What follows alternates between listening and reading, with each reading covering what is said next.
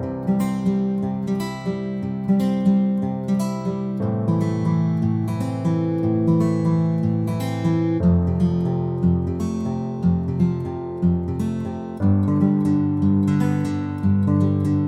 beberapa hal terkait dengan tugas kami di CGP. Yang pertama itu bagaimana Bu Maria dapat mengidentifikasi kasus-kasus yang merupakan dilema etika atau bujukan moral.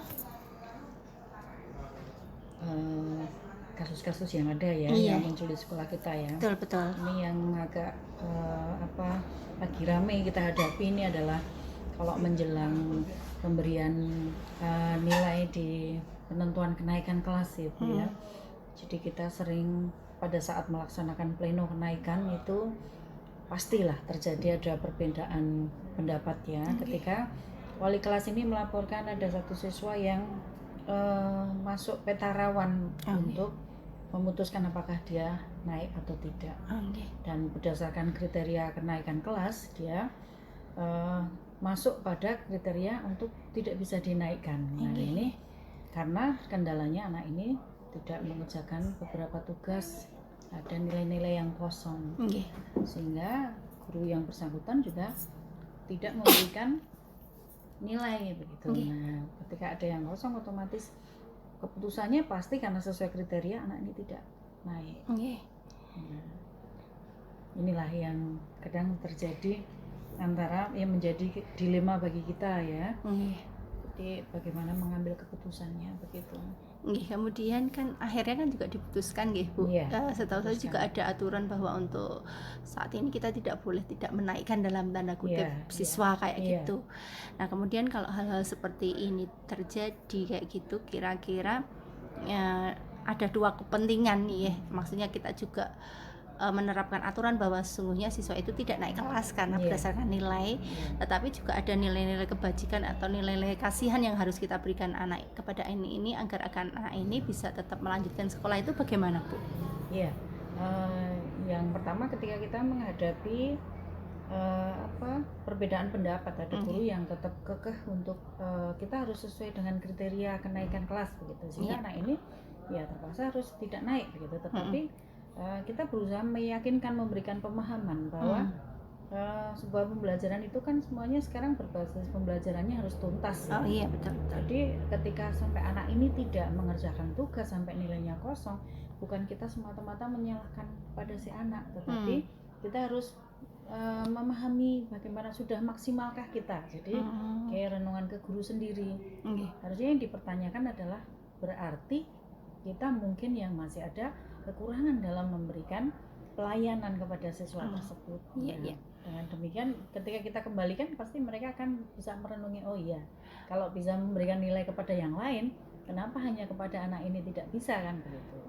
Berarti langkah atau prosedur apa yang biasanya dilakukan, apakah akhirnya mengumpulkan bapaknya wali kelas, kemudian guru mapel, BK dan sebagainya untuk memberikan semacam gambaran bagaimana anak ini hingga akhirnya keputusan itu diambil kan Bu? Iya, dengan rapat koordinasi wali kelas ya yang dikoordinasikan dari kesiswaan dan BK. Oke, berarti mengundang kesiswaan, BK termasuk kurikulum Bu, wali kelas gitu untuk bagaimana anak ini kan. Kemudian yang selama ini Bu Maria anggap efektif dalam pengambilan keputusan pada kasus-kasus itu, akhirnya yang mana Bu yang dipilih kayak gitu Bu? Apakah ya kita ngikuti aturan atau ada nilai toleransi atau kasihan terhadap anak-anak dengan kasus seperti ini? Ya kalau untuk kita harus melihat program pemerintah gitu ya. Program pemerintah kita kan harus menuntaskan ya supaya tidak ada anak yang tidak sekolah kan gitu. Sehingga akhirnya ya kita harus meminta Bapak Ibu guru ini melonggarkan hatinya untuk memberikan tugas kembali sehingga anak ini bisa memberikan nilai begitu. Ada nilai bagi anak ini dan keputusannya harus kita tolong. Oh gitu. Intinya adalah tetap naik kelas. Berarti anak diberi waktu, dipanggil, diberi waktu untuk mengumpulkan tugas-tugas yang belum, kemudian nanti baru bisa dituntaskan. Ngaten nggih, nggih. Oke, nggih. Kemudian Bu, selama akhirnya kan walaupun itu keputusannya, mungkin tantangan terbesar pada saat Bu Maria akan mengambil keputusan ini apa, Bu? Ya, yang satu jelas itu pasti dari pendapat Bapak Ibu guru yang berbeda. Kemudian juga dari masyarakat mungkin ya, dari masyarakat sekitarnya yang mungkin tahu betul dengan karakter anak ini kok tetap naik kelas. Nah ini yang menjadi tantangan bagi kita juga kepada masyarakat, dan kita harus memberikan pemahaman. Kita harus memberikan pelayanan pendidikan yang baik untuk semua anak, dan kesempatan untuk sekolah itu pada semua anak. Iya, padahal ini pendidikan, kalau pendidikan dasar ini paling terakhir ngaten gitu. Kalau nggak bisa lulus kasihan juga mereka. Kemudian apakah Bu Maria memiliki sebuah tata kelola atau jadwal tertentu nggih dalam menyelesaikan kasus-kasus dilematika seperti ini kayak gitu, Bu? Namanya ada jadwal pertemuan sebelum kenaikan kelas dan sebagainya, atau memanggil wali kelas dengan peta kerawanan dan sebagainya ngaten, Bu? Ada. Di awal program kita setiap tahun itu dari kesiswaan selalu ada rapat koordinasi untuk perjenjang per kelas ya. Jadi kelas 10, oleh kelas 10 kita ketemu untuk memetakan kerawanan, jadi antisipasi dini sejak awal gitu dari anak-anak ini supaya segera terdeteksi ada anak yang memang perlu kita lakukan bimbingan khusus gitu, sehingga di akhir nanti tidak akan terjadi permasalahan pada saat kita mengambil keputusan, terutama untuk kenaikan kelas ataupun kelulusan. Berarti memang sudah diantisipasi sejak awal sehingga pada saat terutama kenaikan itu masalahnya sudah tidak parah, tapi sudah diatasi dulu kan. Terima kasih. Kemudian selama ini apakah ada faktor-faktor yang mempermudah atau membantu Bu Maria dalam pengambilan keputusan-keputusan, terutama kasus-kasus yang dilema etika ini, Bu? Ada. Saya sangat dibantu oleh kesiswaan, juga wali kelas. Nah, di sini yang peran sangat penting itu adalah kedekatan wali kelas dengan siswa-siswanya, dan ini sangat membantu kami ketika mengambil keputusan. Jadi wali kelas yang tahu persis karakter si anak ini, juga guru-guru yang mengajar di kelas tersebut.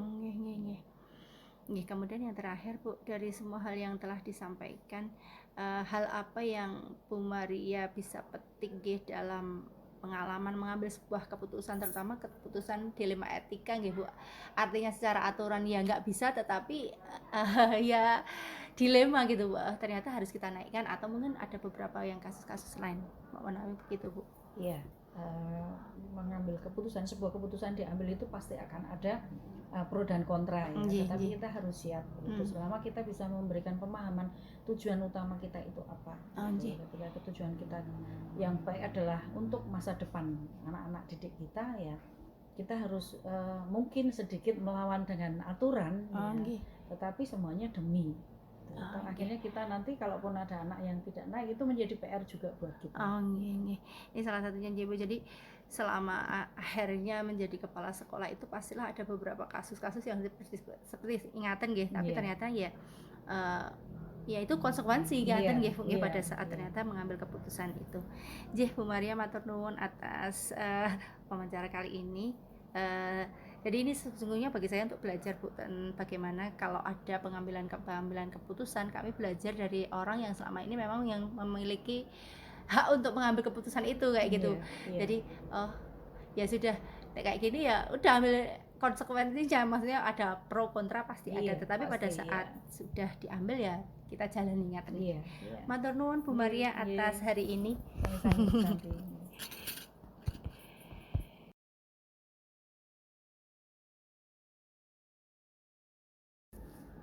Assalamualaikum Bu Yayu.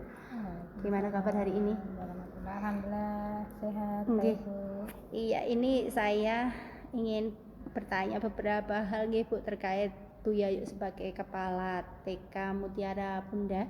Ditanyain bagaimana dalam mengambil keputusan selama ini. Bu Yayu, yang pertama, selama ini bagaimana Bu Yayu dapat mengidentifikasikan kasus-kasus yang merupakan dilema etika atau bujukan moral yang ada di sekolahan Bu Yayu? Karena saya kepala sekolah itu sekaligus sebagai penjamin mutu ya Bu ya. Di lembaga kami itu saya mengidentifikasi kasus itu ketika ada keluhan dari baik dari wali murid ataupun dari rekan-rekan guru. Jadi ketika mereka mengeluhkan, saya kan secara berkala memantau perkembangan, memantau perjalanan kurikulum dan lain sebagainya, apa kendala dan keluhannya. Lah, mereka kan biasanya mengeluhkan kendalanya di sini-sini, sekaligus keluhan mereka saya kumpulkan, saya padukan dengan pengamatan dari saya, kemudian saya cari informasi dari wali murid juga, sehingga saya dari ketiga sumber itu saya kelola, saya olah biar nanti menemukan solusi yang win-win solution, artinya baik dari semua sisi, walaupun tidak bisa memenangkan semua hal, tetapi baik dari meminimalisir resiko seperti itu. Contohnya kalau mungkin selama ini yang pernah dialami Bu Yayu di TK Bu Yayu itu mungkin kalau ada kejadian yang terkait dengan dilema etika itu kayak apa ya Bu? Itu biasanya karena saya kembali ke penjamin mutu nih, saya itu lebih ke attitude dari gurunya, karena kalau di TK itu kekuatannya kan di gurunya, karena yang dibimbing itu anak-anak usia dini yang membutuhkan contoh, yang membutuhkan suri tauladan, karena mereka itu apa yang mereka lihat itu yang mereka tiru. Dan jadi saya memastikan guru-gurunya itu baik secara etika bersikap dan lain sebagainya, kedisiplinan itu memenuhi standar mutu kami. Kemudian biasanya langkah atau prosedur apa yang biasa Bu Yayu lakukan jika ada komplain terkait mungkin dengan guru, terkait dengan attitude dan sebagainya? Biasanya langkah pertama saya mengamati juga. Ketika mendapatkan laporan, saya terima, saya tampung laporan itu, saya pastikan itu bukan laporan yang sifatnya emosional, tetapi berdasarkan fakta yang ada. Setelah dapat laporan, saya kemudian cross check kebenarannya dari semua sisi, tidak hanya dari satu sisi. Misalnya saya melihat sendiri, kemudian saya lihat respon wali murid, bagaimana respon mereka melihat misalnya terjadi hal-hal yang harusnya tidak dilakukan oleh seorang guru TK seperti itu. Setelah mendapatkan kepastian kevalitan semuanya, kemudian saya berusaha mendekati guru tersebut dengan face to face, tidak melibatkan yang lain dulu. Kemudian saya tanya dari hati ke hati apa kendalanya, kenapa terjadi seperti itu. Kemudian saya juga menanyakan histori dia, bagaimana kepribadian dia di rumah, kemudian sikapnya dengan teman-temannya di luar sekolahan. Setelah itu bahkan saya menanyai teman-teman dekat dia, teman kecil dia di dulu, sehingga saya lengkap data saya sehingga bisa memetakan sebenarnya pelanggaran itu murni dari karakter dia atau memang kondisi-kondisi tertentu yang membuat dia melakukan pelanggaran itu. Seperti itu. Oke. Kemudian hal-hal apa saja yang selama ini Bu Yayu anggap efektif dalam pengambilan keputusan terkait mungkin seperti itu. Kalau mungkin boleh tahu Bu Yayu sampai pernah memberikan dalam tanda kutip punishment apa terhadap seorang guru kayak gitu? Pernah ada, tetapi itu punishment itu saya berikan ketika di titik akhir, langkah paling akhir. Yang jelas yang saya pastikan semua pihak menerima hal itu bukan dari saya satu arah. Jadi saya kumpulkan guru-guru yang lain, saya bahas itu, ini bagaimana seperti ini, saya sampaikan ketika ada guru yang seperti ini, kita akan menerima akibat 1, 2, 3 dan lain sebagainya. Ini akibat yang akan kita tempuh ketika hal ini tidak diselesaikan. Karena saya nggak mau memberikan punishment pada guru tersebut sedangkan teman-teman yang lain itu nggak rela atau nggak tega. Saya nggak mau seperti itu.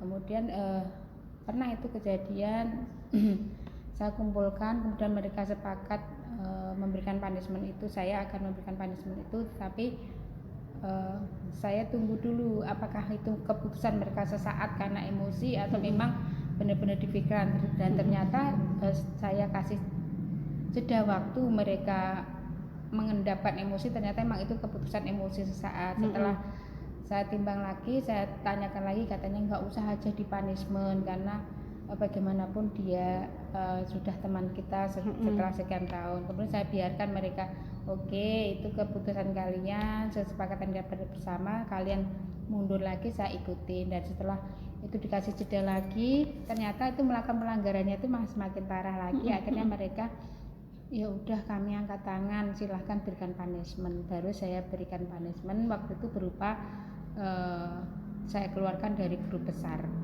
karena dia beberapa kali tidak mengikuti kegiatan yang sifatnya itu wajib untuk semua guru, dan itu momen yang harusnya semua hadir.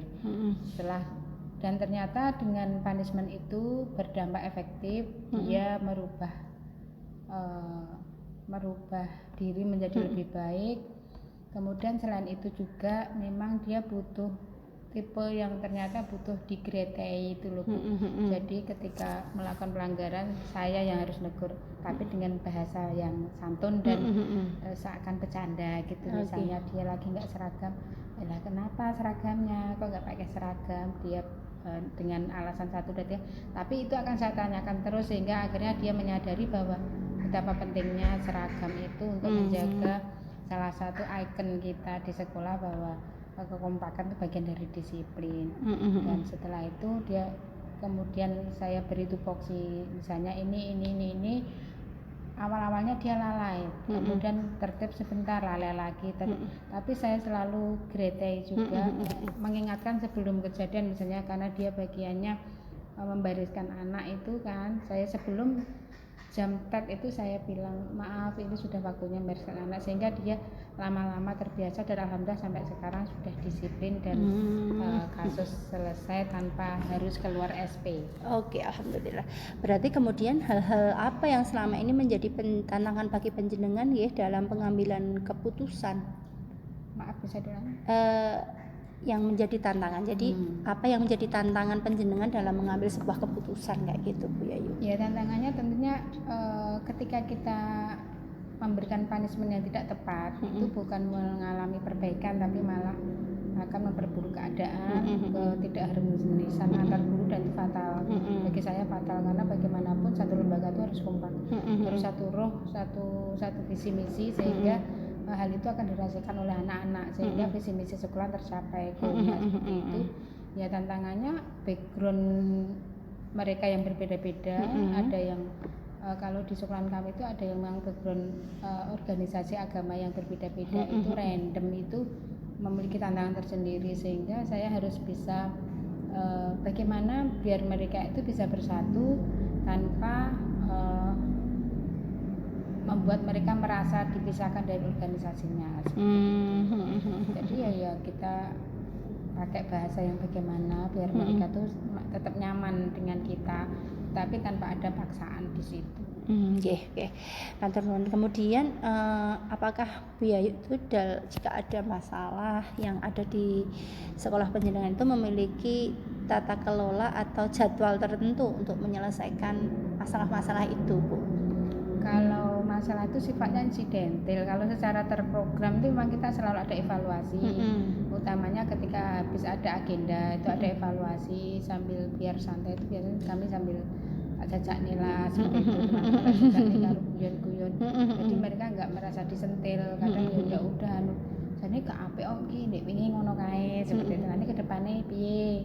Yo kedepannya begini-begini, akhirnya menemukan solusi seperti itu. Jadi saya lebih ke pendekatan hati, dari hati ke hati, sehingga saya memaklumi ketika apalagi random di guru tempat kami ada yang muda banget, 2003 kelahiran 2003, seusia anak saya.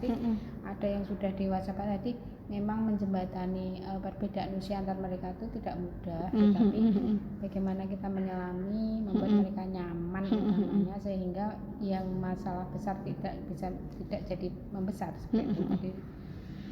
bisa maju bersama. Oke, jadi biasanya jenengan melihat dulu fakta-fakta yang ada, kemudian mendalaminya, baru mengambil sebuah keputusan ngaten nggih. Dan itu butuh waktu yang lumayan lama ya Bu ya? Iya, tergantung urgensinya juga. Jadi misalnya memang ini urgen ya kita berusaha cari solusi yang yaitu tidak menyakiti. Intinya kami hindari menyakiti. Kemudian bagaimanapun kita adalah keluarga, dalam arti jangan sampai masalah itu keluar. Tapi ketika itu sudah jadi keluhan wali murid, itu bagi saya sudah masalah urgent yang harus segera selesaikan. Biasanya itu. Oke. Berarti selama ini pada saatnya dengan mengambil keputusan itu, apakah ada orang atau faktor-faktor yang mempermudah atau membantu jenengan dalam mengambil keputusan seperti ini, Bu? Kalau ya tentunya setelah mengumpulkan fakta itu, bagi saya itu sangat penting dan itu mempermudah dalam pengambilan keputusan, sehingga saya tahu keputusan tepat karena masing-masing orang itu memiliki kebutuhan penyelesaian masalah yang berbeda. Jadi sesuaikan karakter dia. Kemudian kita harus tahu background kepribadiannya, itu sangat penting, sehingga yaitu menyelesaikan tanpa menyakiti masing-masing. Jangan sampai gawe pinggete hati lah intinya. Berarti jenengan rata-rata nggak mengawalinya dengan melihat permasalahan dulu, mendalami dulu gitu, yang ternyata mempermudah penjenengan. Tarik ulur, kasih jeda, sehingga kita nggak gerusa-gerusu. Oke, nggih matur nuwun. Kemudian nggih Bu Yayu, selama ini dari apa yang telah jenengan sampaikan, pembelajaran apa yang bisa jenengan petik dari pengalaman panjenengan untuk mengambil sebuah keputusan jika ada masalah-masalah atau kasus-kasus seperti itu? Yang jelas dalami dulu, rasakan dulu, jangan-jangan itu masalah timbul dari saya atau dari manajerial. Kemudian kalau bisa saya tuh terjun dulu ke lapangan, misalnya taruhlah guru ini kurang begini, saya terjun dulu ke kelasnya. Apa kesulitan apa itu, kira-kira kesulitannya itu di mana? Sesulit itukah dia mengendalikan anak sampai kok yang lain bisa dia nggak bisa, seperti itu. Kemudian saya pelajari yaitu tadi kepribadian dia itu bisa dikaitkan kan, nanti akan ketemu titik masalah. Kemudian kalau memang itu kekurangan itu dia butuh support dari luar, kita support. Berarti saat ini jenengan sangat mengenal anak buah jenengan Bu, karena untuk menyelesaikan permasalahan yang ada itu jenengan rata-rata kayak semacam mendalami dulu per orangnya kayak gitu. Berarti jenengan sangat kenal sekali dengan guru-guru di tempat jenengan. Sejarah masa kecilnya itu gitu. Saya butuhkan karena seseorang itu terbentuk itu kan nggak jebret jadi, tapi dia ada sejarah yang mendalami sehingga dia sikapnya seperti itu. Sehingga kita bisa memetakan, oh ini kesalahan fatal, oh ini kesalahan yang memang sudah kebiasaan karakter dia ya. Sebenarnya kadang menurut dia itu bukan kesalahan. Nah itu saya nggak mau menghukum seseorang yang nggak merasa salah. Bu Yayu, terima kasih sekali nggih. Jadi saya banyak belajar dari jenengan tentang bagaimana mengambil sebuah keputusan ya di TK, terutama yang kebanyakan itu ya guru itu menjadi sumber teladan bagi anak-anaknya kayak gitu. Matur nuwun sekali atas wawancara hari ini. Assalamualaikum warahmatullahi wabarakatuh. Waalaikumsalam.